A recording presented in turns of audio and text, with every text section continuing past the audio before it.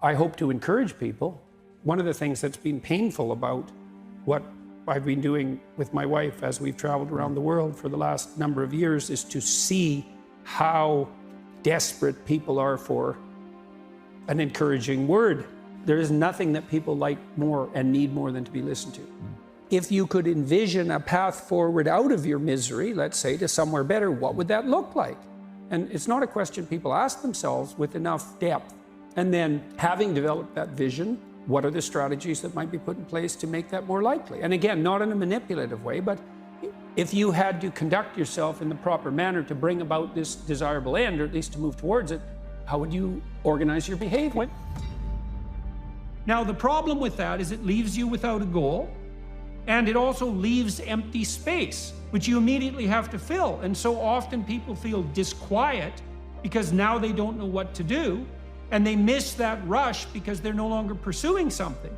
And so it's very important to know that positive emotion is experienced in relationship to a valued goal. And then the question becomes, well, what's the most valuable goal to pursue?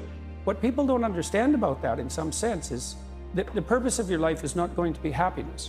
Sometimes it is, sometimes that will come, but there will be difficult periods in your life and happiness won't suffice then. But what you can have in your life is an adventure. You can have an adventure.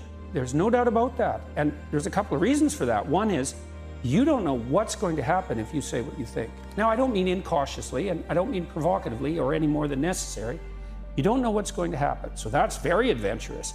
But also, if it's you and your voice, then it's your adventure. And if it isn't, like if you're crafting your speech or manipulating in any way, or parroting or abiding by the dictates of the crowd, then I don't know whose adventure you're having, but it's not yours. Take on some responsibility.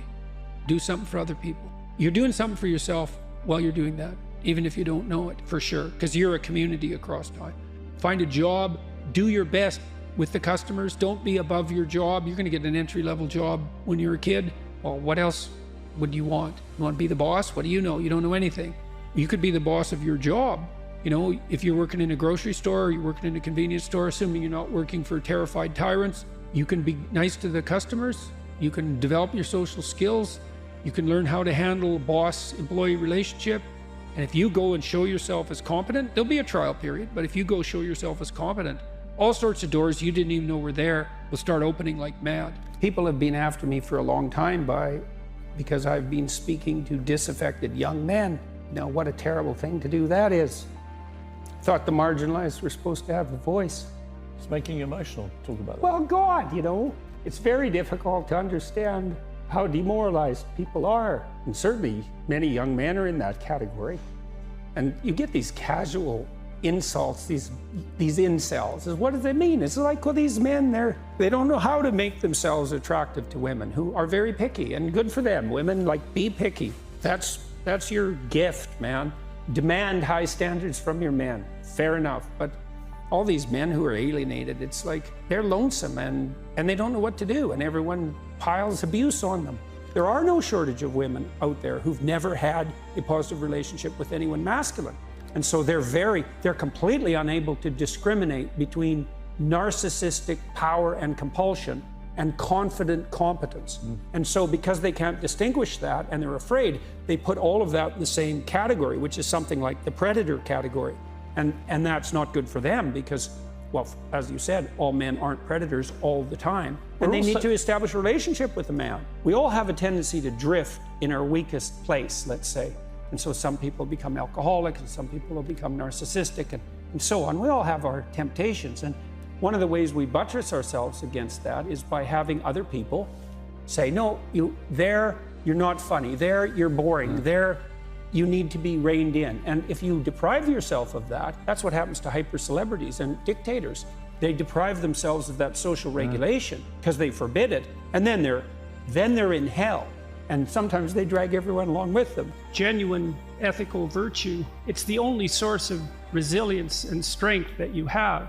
And it's also the place, as far as I can tell, that the meaning that allows you to set yourself against suffering resides.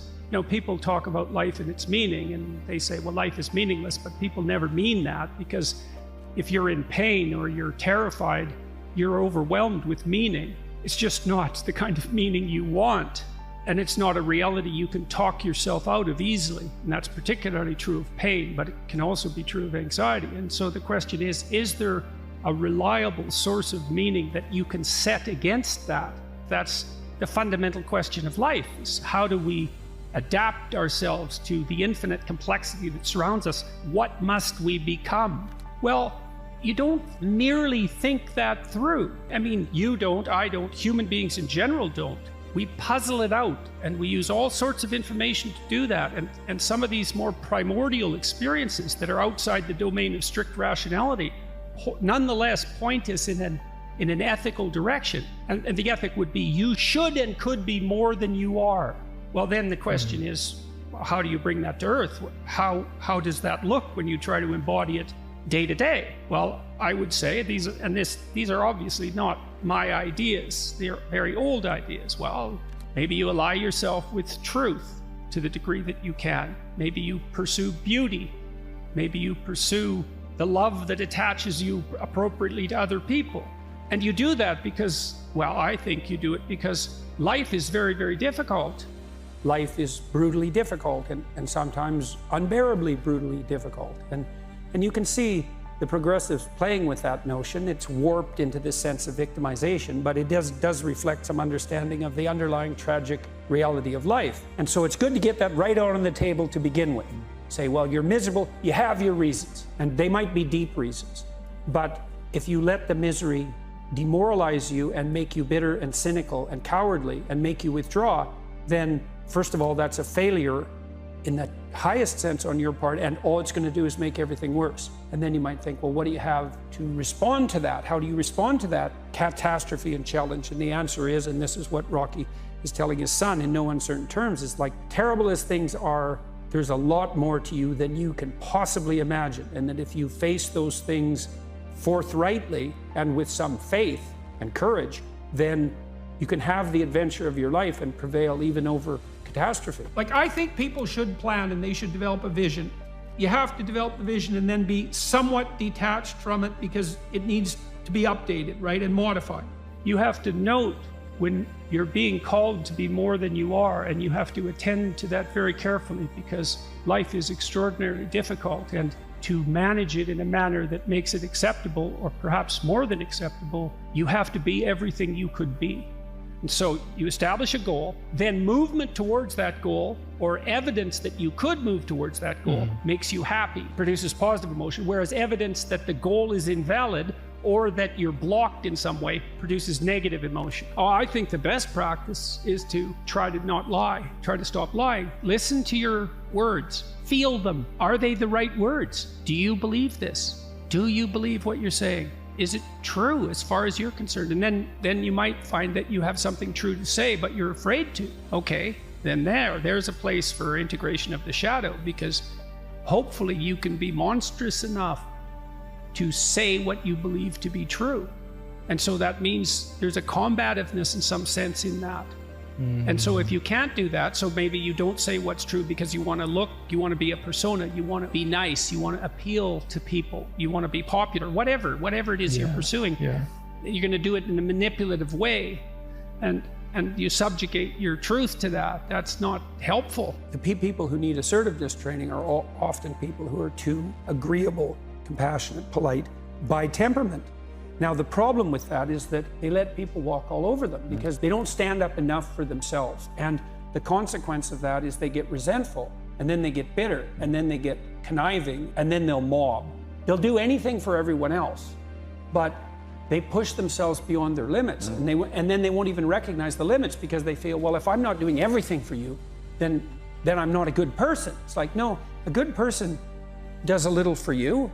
Like, if I'm acting properly with you, say in this conversation, there's something in it for you, and there's something in it for me, right? And we want that to be reciprocal. And so the cost of me bending too far in your direction is that I'll become bitter and resentful and conniving. And resentment is an unbelievably toxic state of being. That's the problem with hate crime legislation. It's like, who defines hate? And I know the answer to that. Who defines hate? The people you least want to.